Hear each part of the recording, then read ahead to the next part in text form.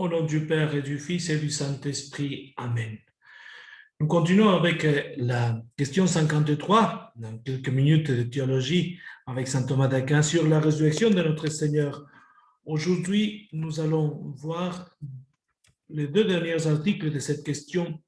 On a déjà présenté les deux premiers, la nécessité et pourquoi la résurrection du Christ, la nécessité de la résurrection du Christ et pourquoi la résurrection a été le troisième jour. Comment interpréter ce troisième jour? Dans la vidéo précédente, on expliquait cela, selon toujours saint Thomas d'Aquin, évidemment. Maintenant, dans quel ordre la résurrection s'est accomplie et la cause de la résurrection? Donc, les deux articles qui manquent pour cette question. Donc, l'article numéro 3. Dans quel ordre s'est accomplie la résurrection du Christ? Les objections. Contre les objections, il y a l'argument d'autorité, la lettre aux Corinthiens, la première lettre aux Corinthiens, chapitre 15, et verset 20. Le Christ est ressuscité d'entre les morts, premier de ceux qui dorment. La glose, les commentaires de l'écriture, appelée la glose, explique celui qui est ressuscité en premier, comme il convenait à sa dignité. La discussion, c'est le Christ est vraiment le premier à ressusciter parce qu'il y a eu Lazare, il y a eu la fille de Jaïr, il y a eu le fils de la veuve de Naïm aussi qui sont ressuscités et d'autres aussi ressuscités avant lui. Comment donc assurer que le Christ est ressuscité, le premier d'entre les morts? Réponse. La résurrection est le retour de la mort à la vie. Oui, on comprend cela. Or, on peut être arraché à la mort de deux manières. La première, en commençant à mener sa vie dans les mêmes conditions que jadis, après avoir suivi la mort. On ressuscite, mais on continue la même vie. Deuxième, en étant délivré non seulement de la mort, mais même de la nécessité ou de l'obligation plutôt de mourir. Et qui plus la possibilité de mourir. Encore plus la possibilité, être délivré de la possibilité de mourir. Et telle est la vraie et parfaite résurrection. L'autre est imparfaite parce qu'il ressuscité pour mourir, comme c'était le cas de Lazare, par exemple. Car aussi longtemps que l'on vit soumis à la nécessité de mourir, l'obligation, on demeure dominé, en quelque façon, par la mort. Le corps est mort à cause du péché, dit la lettre romaine. De même, pouvoir être, ce n'est pas être que d'une manière relative, c'est-à-dire en puissance, être en puissance, comme on dit en philosophie. Par où il est clair que la résurrection en vertu de laquelle on est arraché seulement à la mort actuelle est une résurrection imparfaite. On peut être ressuscité, mais subi à la mort. Donc, c'est être ressuscité en puissance, c'est-à-dire en puissance, parce que finalement, c'est pas, c'est d'une manière relative de dire, comme on dit saint Thomas d'Aquin. Ainsi donc, si l'on parle de résurrection parfaite, le Christ est le premier de ressusciter, lorsqu'on parle de résurrection parfaite. Car en ressuscitant lui-même est parvenu le premier à la vie pleinement immortelle. Selon ce qu'il dit l'apôtre Saint Paul, en lettre romain, le Christ ressuscité de mort ne meurt plus. Mais si l'on parle de résurrection imparfaite, évidemment, le Christ n'est pas le premier. Certains d'autres ont ressuscité avant le Christ, afin de montrer à l'avance, comme dans un symbole, la résurrection du Christ. La résurrection de Lazare, les autres résurrections, montrer d'avance, prophétiser, si vous voulez, la résurrection du Christ. Et on prend la deuxième objection qui est assez longue, donc voilà. Et entre autres miracles qui se sont produits lors de la passion du Christ, Saint Matthieu raconte, et c'est le chapitre 27, ce n'est pas le chapitre 7, les tombeaux s'ouvrirent et de nombreux corps des saints qui étaient ressuscités, qui étaient morts, ressuscitèrent, sont sortis des tombeaux. Alors la solution, donc c'est là. Ils ont ressuscité de façon parfaite ou imparfaite. Ils sont ressuscités pour mourir, ou comme va assurer aussi, va argumenter saint Thomas, il y a certains qui disent qu'ils sont ressuscités pour ne plus mourir. Alors, solution. Au sujet de ceux qui ont ressuscité avec le Christ, on constate une double opinion. Certains affirment qu'ils sont revenus à la vie pour ne plus mourir. Donc, il s'agirait d'une résurrection, comme on a vu, parfaite. Cela leur a été, en effet, un plus grand tourment de mourir une seconde fois que de ne pas ressusciter. Et se ressusciter pour mourir encore une autre fois, c'était encore un grand tourment. Et pourtant, c'était juste, non? En ce sens, il faut entendre avec Saint Jérôme qu'ils ne ressuscitèrent pas avant la résurrection du Seigneur. Aussi, l'évangéliste écrit-il, ils sortirent de leur tombeau après la résurrection du Christ et vinrent dans la cité sainte, où ils se sont apparus à beaucoup, comme dit l'évangile.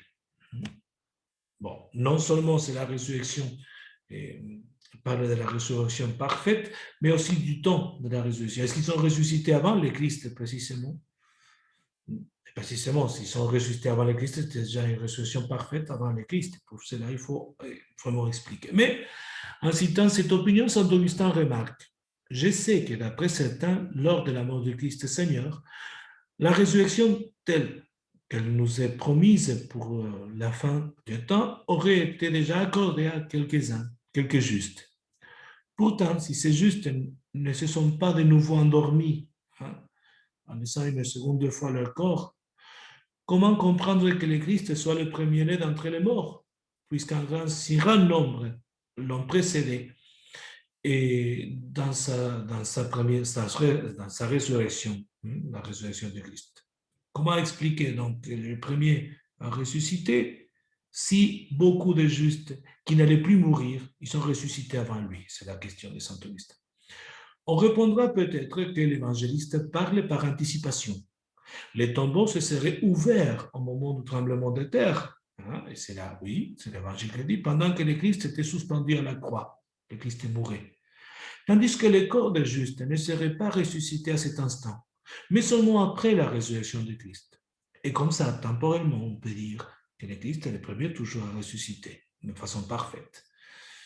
Il reste alors une difficulté. Comment saint Pierre aurait-il pu affirmer devant les Juifs qu'il fallait appliquer non à David, mais au Christ, roi David, mais au Christ la prédiction que sa chair ne verrait pas la corruption, pour ce motif que le tombeau de David était encore parmi eux. Les aurait-il convaincus si le corps de David ne s'était plus trouvé dans le tombeau? Et voilà, il y a maintenant l'autre partie de car même si David était ressuscité auparavant, et peu de temps après sa mort, et que sa chair n'ait pas vu la corruption, son tombeau pouvait néanmoins subsister. Oui, c'est vrai.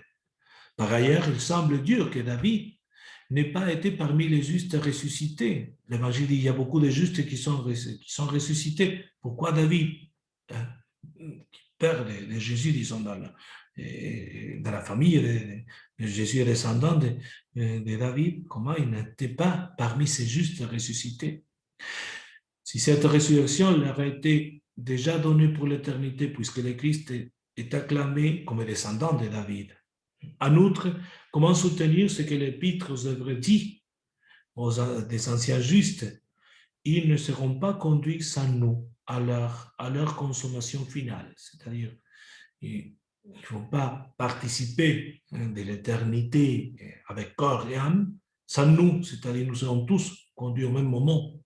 S'ils avaient été déjà établis dans l'incorruptibilité de la résurrection qui nous est promise pour la fin comme notre perfection dernière. Donc, comment dire qu'on va aller tous réjouir du ciel en corps et en âme, les saints de l'Ancien Testament, et nous aussi, s'ils avaient été ressuscités avant. Donc, il y a une contradiction. Ainsi donc, saint Augustin, toujours, et saint Thomas citant saint Augustin, semble être d'avis que les justes ont ressuscité, mais pour mourir de nouveau. Dans ce sentiment se rapproche ce qu'écrit saint Jérôme. Comme Lazare, beaucoup de corps des saints ont ressuscité pour prouver la résurrection du Seigneur. Toutefois, ailleurs, il laisse la chose en doute. En fin de compte, les arguments de saint Augustin paraissent beaucoup plus efficaces. Il y a les deux arguments de saint Jérôme et saint Augustin, mais l'interprétation faite par saint Augustin est beaucoup plus claire dans ce sens-là. Donc, je vais récapituler. Si les justes, comme dit l'Évangile, hein, ont ressuscité le moment de la résurrection du Seigneur, ils se sont apparus, dit l'Évangile, ils sont entrés dans la ville, ils se sont apparus. Selon saint Augustin, ils sont ressuscités mais pour mourir, c'est-à-dire qu'ils ont eu une résurrection imparfaite et pas parfaite comme celle du Seigneur. En tout cas, ils sont ressuscités après la résurrection du Seigneur, ils se sont apparus, mais après pour mourir encore une fois.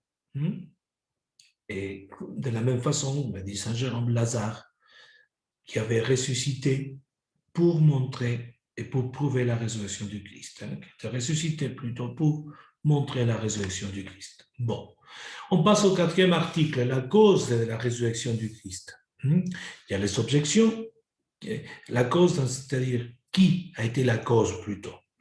En sens contraire, le Seigneur dit, dans l'évangile de Saint Jean, personne ne m'enlève la vie, mais moi-même, je la dépose et de nouveau, je la prends. Donc, lui, il est la cause. Or, ressusciter n'est pas autre chose que prendre de nouveau sa vie. Il semble donc que le Christ a ressuscité par son propre pouvoir, sa propre vertu. Vertu, pouvoir, ce sont synonymes, non? Donc, le Christ dit même lui-même que c'est lui qui va donner sa vie, déposer, comme la traduction ici, et la prendre, c'est-à-dire ressusciter par son pouvoir. Réponse. On l'a déjà noté, la mort n'a séparé la divinité ni de l'âme, ni du corps du Christ. Au moment de la mort du Christ, son âme se sépare de son corps, mais son âme est pleine de divinité, et pour cela on dit que Dimas, le bon larron, contemple le Christ et contemple les divinités. Pour cela, le Christ dit, tu es avec moi dans le paradis, parce qu'il est en train de contempler déjà la gloire. Mais le corps qui est resté tous les samedis saints, le vendredi et le samedi saint, jusqu'à l'aube du dimanche, était uni à la divinité. À la divinité. Donc, le corps était aussi uni à la divinité. Donc, l'âme de Christ mort, aussi bien que son corps, peut donc être considérée à un double point de vue, soit l'âme, soit le corps, ou bien au titre de la divinité, ou bien au titre de la nature créée elle-même. Au titre de la divinité, qui lui était unie, soit le corps, soit l'âme, le corps de Christ a repris l'âme qu'il avait déposée, et son âme a repris le corps qu'il avait quitté, en vertu de la divinité. Et c'est ce que saint Paul dit. S'il a été crucifié en raison de l'infirmité de sa chair, le Christ vit par la vertu de Dieu. C'est-à-dire c'est la divinité qui a possibilité l'union du corps et de l'âme, toujours unis à la divinité, tous les deux. Mais si nous considérons le corps et l'âme du Christ mort selon la vertu de la nature créée, ils ne pouvaient pas se réunir l'un à l'autre. Donc, il a fallu que le Christ soit ressuscité par Dieu. D'accord. Donc, l'âme, le corps et l'âme du Christ par la nature créée, la nature humaine, il fallait que Dieu le ressuscite. Donc, il y a les solutions. Les objections, on va prendre deux maintenant. La première, lorsqu'on est ressuscité par un autre, on ne saurait être la cause de sa résurrection. Or, le Christ a été ressuscité par Dieu, parce que c'est là qu'il dit Saint Pierre, Dieu l'a ressuscité, brisant les douleurs de l'enfer. Et Saint Paul le dit, Dieu qui a ressuscité Jésus-Christ d'entre les morts rendra aussi la vie à nos corps mortels. Donc voilà, c'est Dieu qui l'a ressuscité, et c'est argumenté. Solution. Si bien je t'ai déjà expliqué dans l'argument, maintenant la solution à cette objection. La vertu divine du Père et du Fils et leurs actions sont les mêmes. Le Christ agit, le Père agit. Dans l'Évangile, il y a une phrase qui le Père travaille et moi je travaille aussi. C'est ça, j'ai agi. Donc, la vertu divine du Père et du Fils et leurs actions sont les mêmes. ils ont le même pouvoir, ils ont la même action. Ces deux propositions s'impliquent l'une l'autre, que le Christ ait été ressuscité par la vertu du Père, ou bien qu'il ait été ressuscité par sa propre vertu, parce que finalement la vertu du Père et du Fils est la même, et l'action est la même. Deuxième objection, pardon. On ne mérite pas et on ne demande pas à un autre ce dont on a soi-même la cause. Pourquoi je vais demander à quelqu'un d'autre ce que je peux faire, finalement. Or, par sa passion, le Christ a mérité sa résurrection. Comme le dit Saint Augustin, l'humilité de la passion mérite la gloire de la résurrection.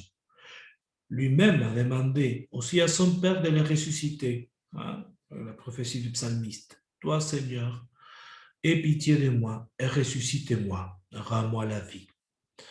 Il n'a donc pas été lui-même la cause de sa résurrection. Il a demandé, il a mérité la résurrection du Père. Alors, la solution, c'est comme homme, comme dans sa nature humaine, et non comme Dieu que le Christ a demandé par la prière et mérité en même temps la résurrection, sa résurrection. Non seulement le Christ, comme homme, a demandé la résurrection dans sa nature humaine, mais aussi dans sa nature humaine, avec tout ce qu'il a souffert dans sa passion, le Christ a mérité sa résurrection de la part du Père, de la part de Dieu. Et nous finissons avec la photo du Saint-Sépulcre, rappelant les mystères clés, essentiels, et le mystère vraiment, le point central de notre foi, c'est la résurrection. Et pour cela, il faut toujours étudier, méditer sur un mystère. Non seulement la résurrection, évidemment, sinon la Pâque du Seigneur, les souffrances, la douleur, la mort et la résurrection de notre Seigneur. Gloire au Père et au Fils et au Saint-Esprit, comme il était au commencement, maintenant et toujours, et dans les siècles des siècles. Amen. Saint Thomas d'Aquin, priez pour nous.